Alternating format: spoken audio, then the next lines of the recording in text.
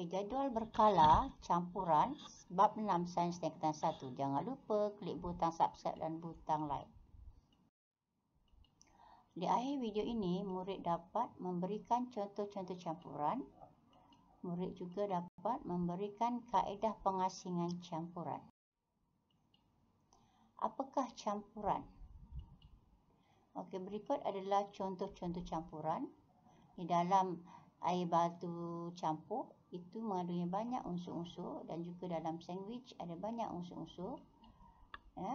Di dalam koktel itu juga ada banyak unsur-unsur. So, apakah campuran? Campuran terdiri daripada gabungan dua atau lebih unsur yang bergabung secara fizikal. Okey, pengasingan campuran secara fizikal. So, unsur-unsur di dalam campuran boleh diasingkan secara fizikal. Berikut ini adalah contoh campuran pasir dan air. Kita boleh asingkan pasir dan air menggunakan kaedah penurasan. So, akan didapati pasir berada pada kertas turas dan hasil turasan di dalam bika adalah air. Kenapa ini terjadi? Kerana saiz zarah pasir terlalu besar untuk dituras melalui kertas turas. So, kaedah ini dipanggil sebagai kaedah penurasan. Iaitu kaedah yang digunakan untuk mengasingkan bahan pepejal yang tidak larut daripada cecair. Bagaimana mengasingkan serbuk besi daripada campuran pasir dan besi? Jadi dekat sini kita gunakan magnet bar. Apabila magnet bar dilekatkan kepada campuran, serbuk besi tertarik ke arah magnet bar. So, ini dipanggil kaedah magnet. So, magnet akan tertarik kepada logam dan tidak menarik bahan bukan logam.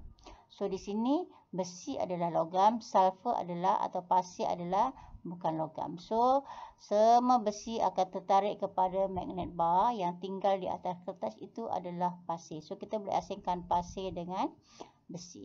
Kaedah magnet digunakan untuk mengasingkan bahan logam daripada campuran bahan logam dan bahan bukan logam. Okey, dekat sini kita ada campuran serbuk kapur tulis dan air.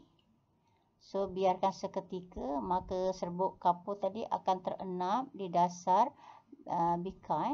So, kapur tulis tidak larut dalam air dan lebih tumpat dari air. So, kita boleh asingkan kapur tulis dan air. Kaedah ini dipanggil sebagai kaedah pengenapan.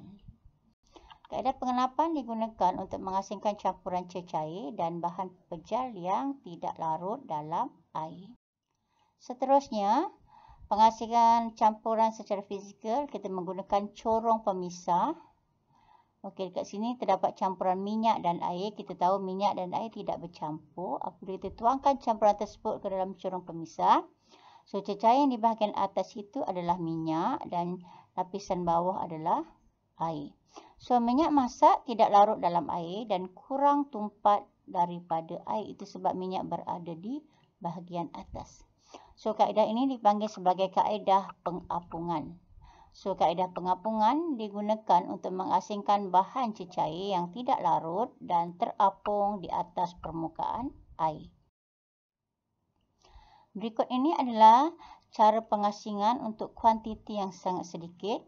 Kaedah ini disebut sebagai kromatografi. So, kaedah kromatografi digunakan untuk mengasingkan suatu campuran di dalam kuantiti yang sedikit. So, akan dititiskan titik-titik dakwat berwarna.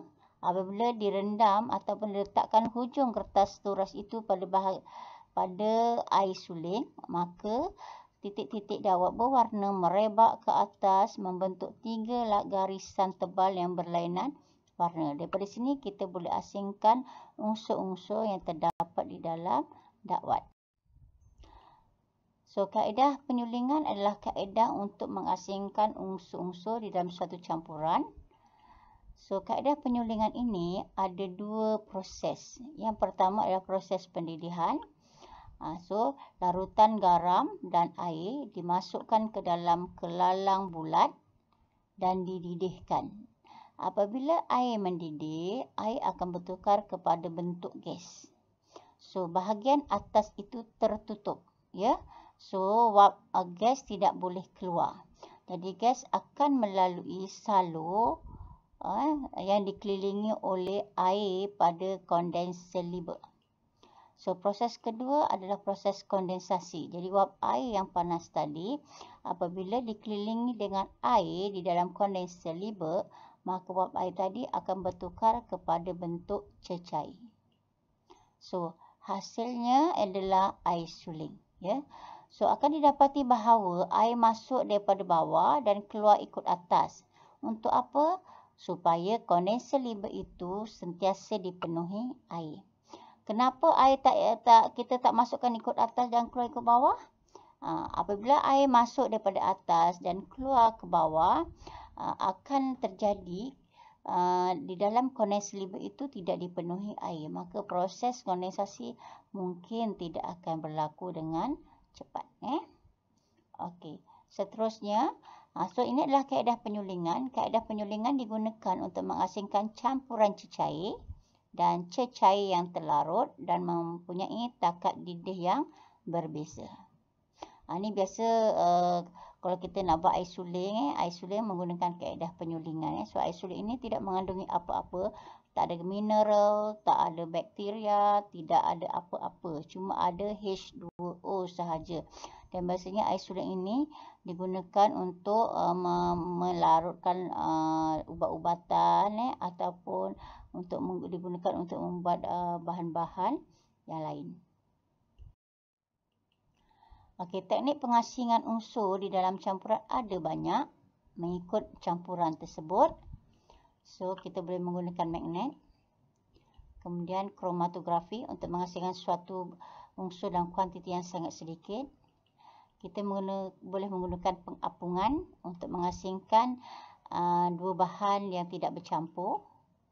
Kemudian kita boleh gunakan penapisan di mana dua bahan itu, campuran tersebut tidak larut dalam air. Okey, kemudian penurasan, penapisan dan penurasan lebih kurang sama. Okey, kemudian kita boleh menggunakan penyulingan.